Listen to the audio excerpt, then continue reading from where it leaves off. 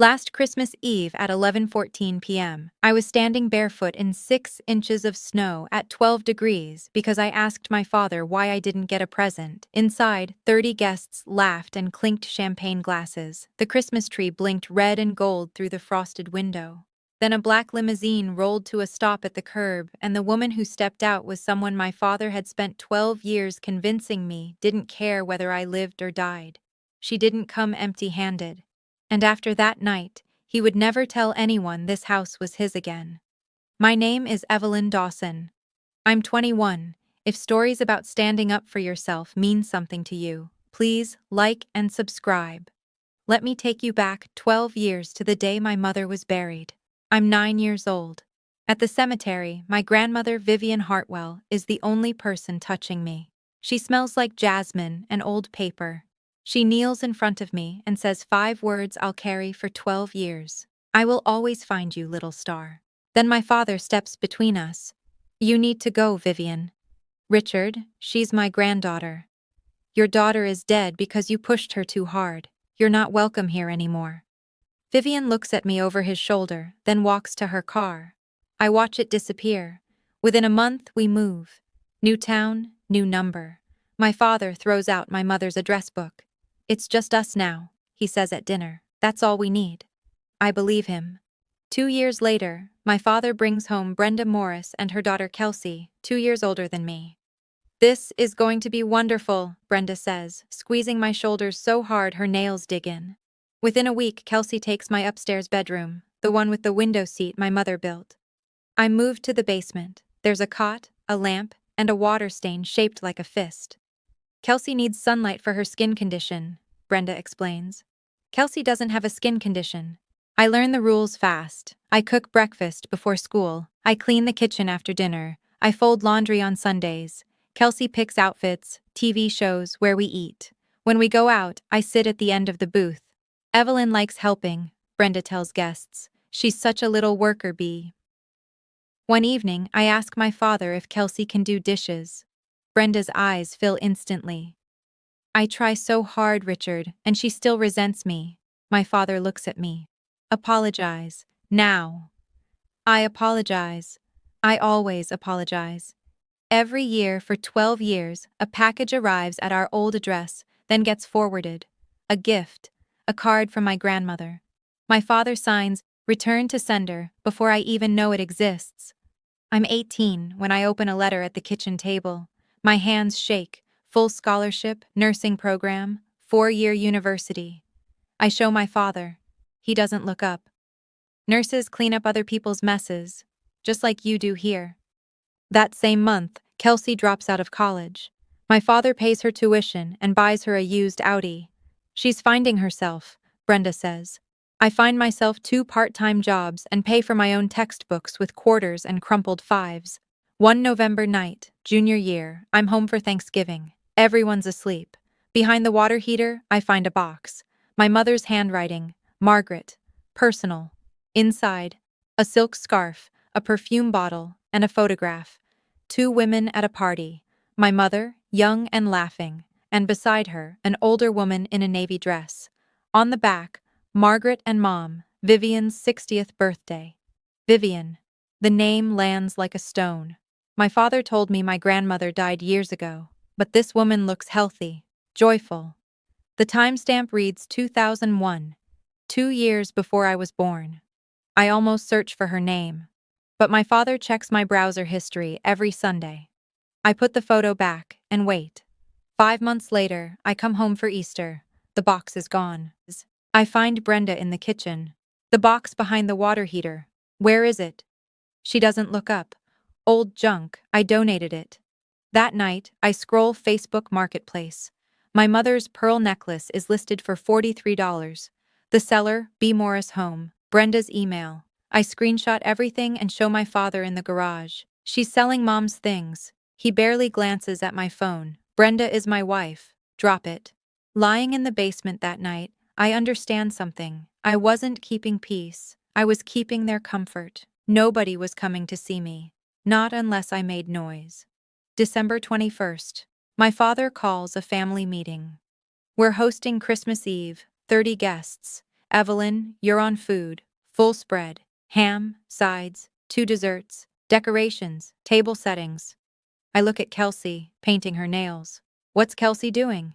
Helping Brenda with the guest list and outfits. I spend 3 days in the kitchen, brining the ham, rolling pie crust at midnight, ironing a tablecloth that still smells like my mother's lavender. On December 23rd, I pause. The Christmas tree is enormous. Beneath it are wrapped presents. I count them. 32. I read every tag. Not a single one says Evelyn. I find Brenda arranging ribbon on the mantel. Am I invited as a guest or just staff? She laughs. Don't be dramatic, sweetie. Family helps family. I nod and go back to the kitchen. 200 miles southwest, a 78-year-old woman sits in a black sedan reading a file. She tells the driver, Christmas Eve. We go Christmas Eve. December 23rd, late afternoon. Ruth Calloway, our neighbor, knocks with gingerbread cookies. She steps into the kitchen and sees me. Flour on my cheek, apron stained, alone. She looks at the ham, the pies, the potatoes waiting to be peeled. All this is you? She asks. Something in my voice cracks. Family helps family. Ruth sets the cookies down and steers me to the back porch. Honey, yesterday a car was parked out front. Real nice, black tinted windows. I frown. Probably lost. Cars that nice don't get lost on Maple Drive. She studies my face. You look just like your mama. My throat tightens. Your mama's mother, Ruth says carefully. She was something else, a force. Before I can answer, the back door opens. Richard stands there, beer in hand, smile on, eyes sharp. Ruth, thanks for the cookies. His gaze is a warning. Ruth straightens and leaves without another word. She knows something, but not yet. Christmas Eve. I've been up since 5 a.m. The ham is glazed, the potatoes are whipped, the casserole is golden. 2 pies sit on the counter. By 6 p.m., 30 guests fill the living room. Champagne flutes catch the light from the 9-foot tree. I'm in the kitchen, apron on, hair pinned back. My father's voice rises. And this is my eldest, Kelsey. She's been such a blessing to this family. I peer through the doorway. Kelsey stands by the tree in a red velvet dress. A woman from church glances around. And where's your other daughter, Richard? Oh, Evelyn's helping in the kitchen. She likes to stay busy. Helping on Christmas Eve? She insisted, Brenda says smoothly. She's selfless like that. No one follows up. No one checks. I realize something simple. I'm not part of this family. I'm the machine that keeps it running. I set my apron down and put on my one nice sweater, navy blue, cable knit. I walk into the living room and sit at the end of the dining table. I eat in silence. Kelsey opens gifts, then Brenda, then neighbors. The pile shrinks, name after name called. My name never comes. Finally, when the last ribbon is pulled, I speak. Dad, is there one of those for me? The room goes silent. Brenda reacts first. Her eyes go red. Evelyn, this isn't the time. I'm just asking. My father sets down his glass. We talked about this. You're 21. Kelsey is 23. She has 6. Nobody moves. Brenda turns to Richard, tears streaming. She always does this, Brenda whispers. But everyone hears.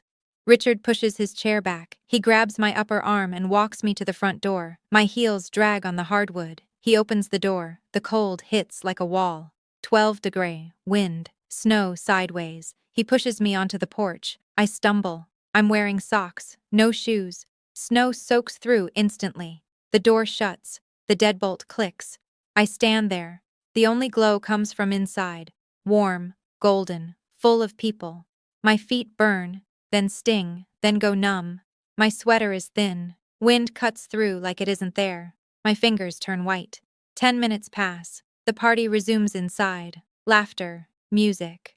20 minutes. Snow reaches my ankles. I crouch against the railing. Through the window, Kelsey spots me, walks to the glass, smiles, waves slowly, like you'd wave to a stranger's dog, then pulls the curtain shut. I close my eyes. I think I'm going to die here. But then, movement. Ruth Calloway appears at the side window, peering out. Her face is tight.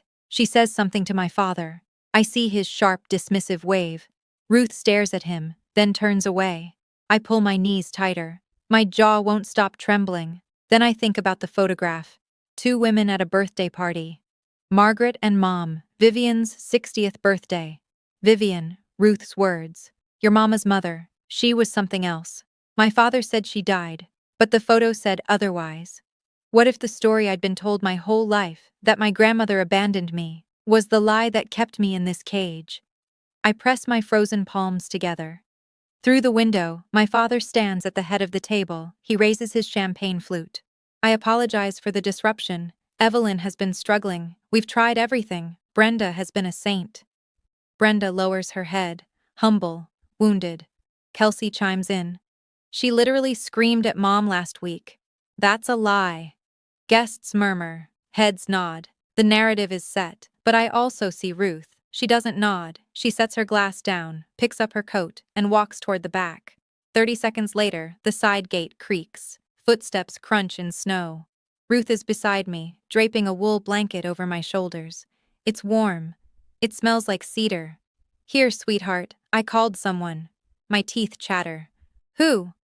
Ruth's eyes are full of certainty. Someone who should have been here a long time ago.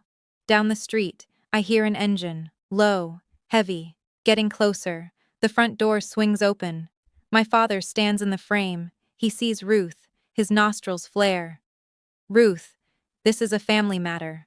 Ruth doesn't flinch. She's barefoot in the snow, Richard. She's being taught a lesson. Is that what you call this? A lesson? Ruth's chin lifts. Margaret would be ashamed of you. The name lands like a slap.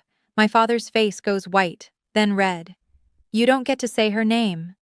Somebody has to, because you buried it along with everything else. Ruth holds his stare, then walks down the porch steps, waiting. My father looks at me. I'm clutching the blanket. My lips are blue. He reaches down and yanks the blanket away. The cold crashes back in. You don't get sympathy, he says.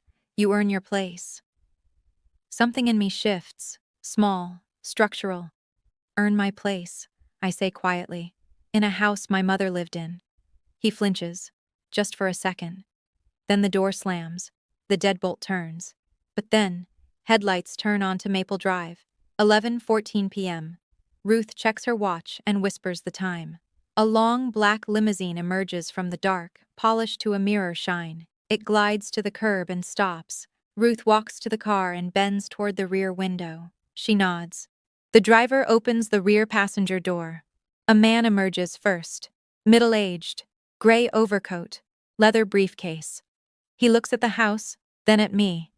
Then a hand appears. Thin, steady, a single gold ring. A woman steps out. She's 78 years old but moves like someone who's never waited for permission. White cashmere coat, silver hair pinned in a low knot, eyes sharp, dark, wet. She sees me, crouching on the porch, socks soaked, lips blue, sweater crusted with snow. She stops walking. Her hand goes to her mouth. Her chest rises hard. Then she crosses the yard in 5 steps, unbuttons her coat and drapes it over my shoulders. It's warm. It smells like jasmine. She cups my face in both hands. Her palms are soft, dry, burning warm. She says 2 words. Little star. I know her. Not from memory, from a photograph. 2 women at a birthday party, one laughing, one holding her daughter like she'd never let go. I know you, I whisper. From the photo.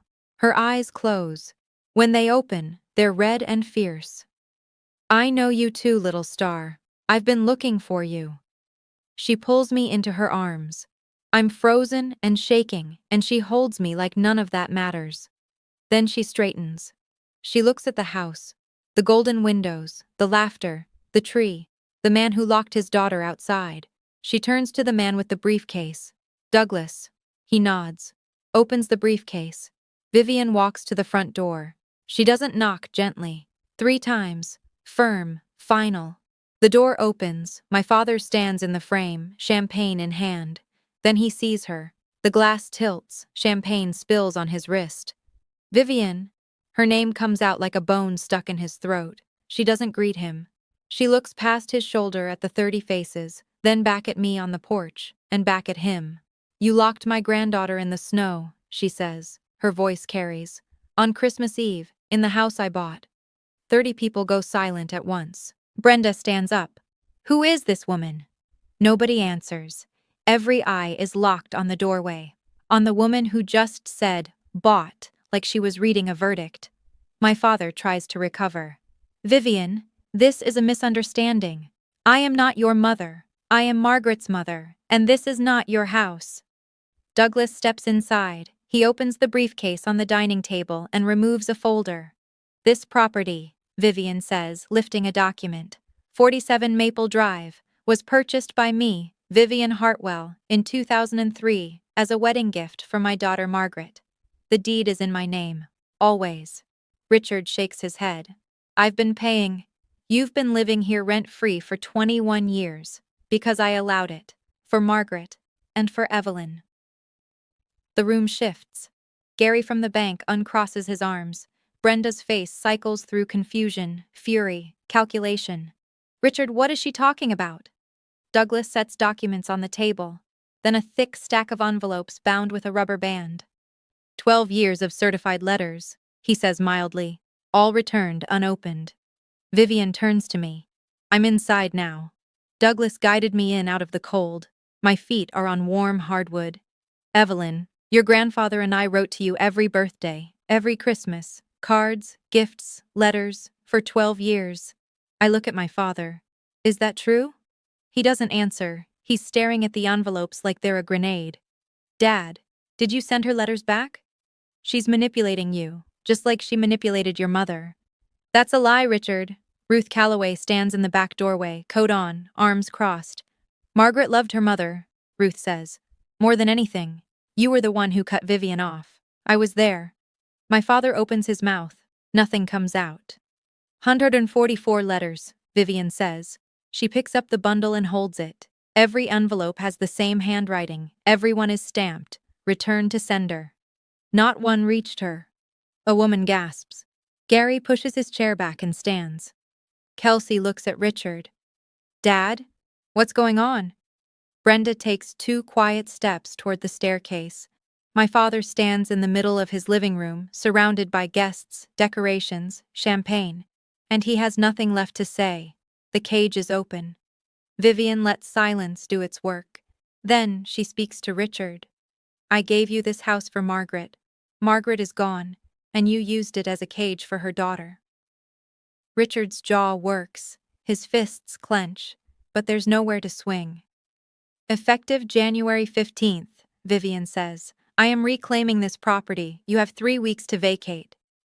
Douglas doesn't look up. She's the legal owner. I'll file formal notice tomorrow morning. Richard turns, scanning for an ally.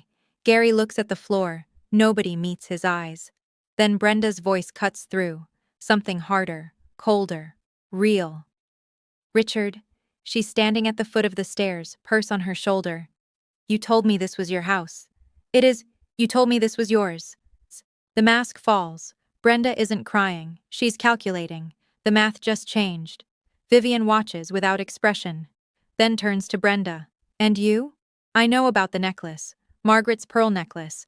I know you sold it online for $43. Brenda's face drains of color. The cage isn't just open. It's demolished.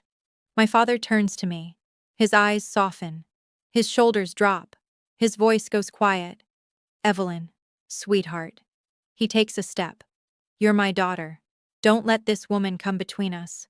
I lost my temper. It's Christmas. Let's not do this. I look at him. I look at the door he pushed me through, the deadbolt he turned, the 30 guests who sat silent while I stood barefoot in snow. I speak the way you speak when you finally found the floor after years of falling. You locked me outside at 12 degrees, barefoot on Christmas Eve, and went back to your wine. I lost my temper. You didn't lose your temper. You made a choice. I hold his gaze. Just like you chose to hide every letter Grandma sent. Just like you chose to tell me she abandoned me for 12 years. He opens his mouth. I don't let him fill it. I'm not punishing you, Dad. I'm done waiting outside your door. I turn to Vivian. She extends her hand. I take it. We walk toward the front door. Ruth follows. Douglas gathers documents. 30 people watch us leave. The Christmas tree blinks red and gold behind us. I don't look back. The limousine is warm, the kind of warm that seeps into bones. Vivian sits beside me. She takes my frozen hands between hers. Steady. Firm. I looked for you every single day, little star. My voice breaks. He said you didn't want me. I wanted you so much I hired 3 investigators. Your father moved twice, changed phone numbers. The third one found this address 72 hours ago. I was on a plane the next morning. You came for Christmas? I came for you. Christmas was just the clock. I break, loud, ugly, shaking. 12 years of silence come out in 90 seconds. Vivian doesn't shush me. She just holds on. When I finally stop, I look out the rear window. The house is shrinking. Inside, my father stands in front of 30 people who just learned his home isn't his. His story isn't true. His daughter walked away on her own terms. I press my forehead to the cold glass. Merry Christmas, Mom, I whisper. The limousine turns the corner. Maple Drive disappears. And for the first time in 12 years, I'm not cold. The fallout is administrative.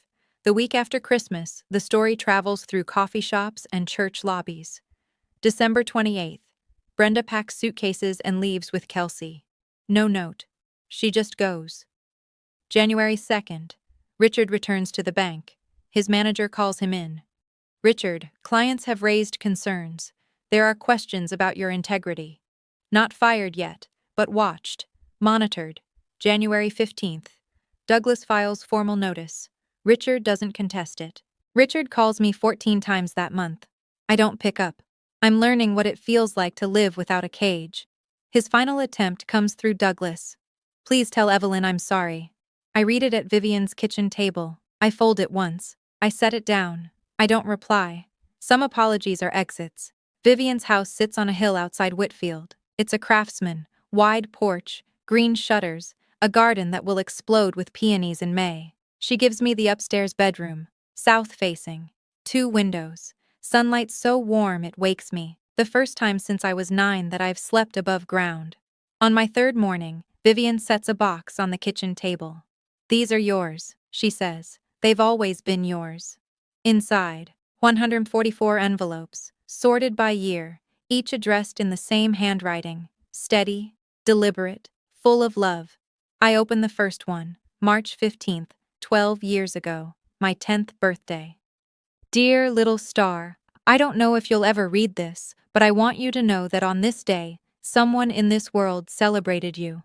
I baked a small cake, vanilla, your favorite. I blew out the candle for you. I wished you were safe. I wished you were warm. I wished you knew. All my love, Grandma V. I read it 3 times, then opened the next. Birthday cards, Christmas letters, a star she drew on a napkin, a letter confirming a college fund in my name. Fully funded, untouched. My father hid this too. I sit in Vivian's kitchen and read every letter. All 144. It takes 4 hours. She sits across from me. She doesn't say a word. She's just there. February. I finish my last semester of nursing school. She drives me to the bus station every morning. I have 12 years of driving to make up for, she says. Let me have this. Graduation day is small and bright. I walk across the stage in a white dress I bought with bookstore job money. In the audience, Vivian sits upright as a cathedral, clapping with both hands. Ruth Calloway is beside her. On the drive home, I ask the question I've been turning over for weeks. Grandma, do you think I should forgive him? Vivian drives in silence for a full mile. Then, forgiveness is yours to give, not his to demand. And you don't have to decide today. I think about the deadbolt clicking. The champagne poured while I froze, the letters hidden. I don't hate him, I say finally. I just don't trust him. Maybe that's enough for now. Vivian glances at me. That's more than enough. That night, I write a letter, 4 sentences. Dad, I hope you find peace, but I need mine first. Please don't contact me again until I reach out. That's my choice now. Evelyn. Some doors close quietly. That doesn't make them any less shut. I want to talk to you, not as a character, as the person who lived it. I'm telling you this so that if you're standing outside someone's door right now, in the snow, in the silence, you know that the door isn't the only way forward. For 12 years, I thought peace meant keeping quiet, absorbing cruelty, telling myself that if I was just good enough, patient enough, invisible enough, they'd eventually see me. They didn't. Silence isn't peace. Silence is the price you pay for someone else's comfort. When the cost of staying quiet is your own dignity, that's not loyalty. That's erasure. My grandmother taught me something I'll carry forever. She said, "You don't need anyone's permission to have value, but you do need to give yourself permission to walk away." I walked away. Not in anger. Not in revenge. I walked away because love doesn't lock you out. Love drives 200 miles on Christmas Eve in a snowstorm because it heard you might be cold. Today, I work at a hospital 30 minutes from Vivian's house. I'm a registered nurse. I help people feel safe in their worst moments. I'm good at it. Maybe because I know what it feels like when nobody comes. I have a small apartment now, close enough to visit Vivian every weekend. I have a cat named Star. She sleeps on my chest and doesn't care whether I earned my place. I already have one. I always did. This Christmas is different. Vivian's house smells like cinnamon and pine. The tree is small, 5 feet. We decorated it together, just us. 2 place settings, 2 mugs of cocoa, a fire, snow falling soft and steady. And for the first time in my life, I'm watching it from the warm side of the glass. Under the tree, 2 gifts. "Open yours first," Vivian says. I pick up the small box. Inside is a pearl necklace. A tiny oval locket hangs from the center. I press the clasp. It opens. Inside, a photograph. My mother. Young, laughing. The same photo from the basement, but smaller, miniature, perfectly preserved. "How did you?" "The original was sold. I had the same jeweler make it from a photo your mother gave me 30 years ago. Brenda can sell a necklace. She can't sell a memory." I fasten it around my neck. The pearl rests just below my collarbone. Cool at first, then warm. I look out the window. Snow falls on the porch. But the porch is empty. No one is shivering. No one is locked out. Last Christmas, I stood outside in snow, barefoot and frozen, watching someone else's joy through glass. This Christmas, I am the warmth inside.